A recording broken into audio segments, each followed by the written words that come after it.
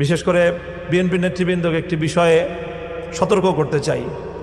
2013 সালের 5ই মে শাপলা চত্বরে আমরা যখন ফ্যাসিবাদী আওয়ামী লীগের সবচেয়ে বর্বর হত্যাযজ্ঞের শিকার হয়েছিলাম, সেদিন সন্ধ্যাবেলায় কিন্তু বেগম জিয়া আপনাদের সকলকে আহ্বান করেছিলেন যে তোমরা শাপলা চত্বরের নিপীড়িত এই হেফাজতের আন্দোলনের পাশে তোমরা দাঁড়াও।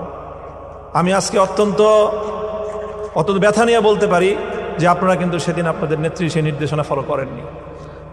যদি সকলে অনুসরণ করতেন, বেগম জিয়া যেই ফোর্সে তিনি আহ্বানটা জানিয়েছিলেন, বিএনপির সকলে যদি তখন সেইভাবে রাজপথে নামতো, তাহলে হয়তো 24-এর জন্য আমাদের অপেক্ষা করতে হতো না, 2013 সালেই আওয়ামী লীগের কবর রচিত হতো। কাজে সেই জায়গা থেকে আমি বেগম জিয়ার সেই ঘোষণাকে আবারও বিএনপিকে স্মরণ করিয়ে দিতে চাই এবং মনে করি যে সেই জায়গাটা আপনাদের মেরামত করা উচিত, যেই জায়গা থেকে বেগম জিয়ার সিদ্ধান্ত বাস্তবায়নেও আপনাদের দলের মধ্যে কোনো ধরনের ত্রুটি বিচ্যুতি হয়ে থাকতে পারে, সেটা আপনারা আবিষ্কার করবেন। বিশেষ করে বিএনপি নেতৃবৃন্দকে একটি বিষয়ে সতর্ক করতে চাই।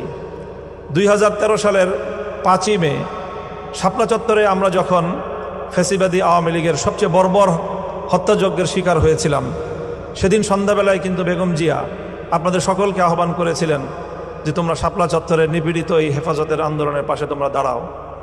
আমি আজকে অত্যন্ত ব্যথা নিয়ে বলতে পারি যে আপনারা কিন্তু সেদিন আপনাদের নেত্রী সেই নির্দেশনা ফলো করেননি।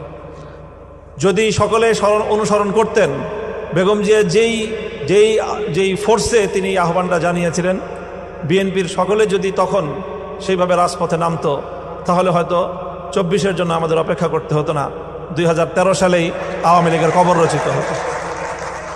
কাজে সেই জায়গা থেকে আমি বেগম জিয়ার সেই ঘোষণাকে আবারও বিএনপিকে স্মরণ করিয়ে দিতে চাই এবং মনে করি যে সেই জায়গাটা আপনাদের মেরামত করা উচিত, যেই জায়গা থেকে বেগম জিয়ার সিদ্ধান্ত বাস্তবায়নেও আপনাদের দলের মধ্যে কোনো ধরনের ত্রুটি বিচ্যুতি হয়ে থাকতে পারে, সেটা আপনারা আবিষ্কার করবেন।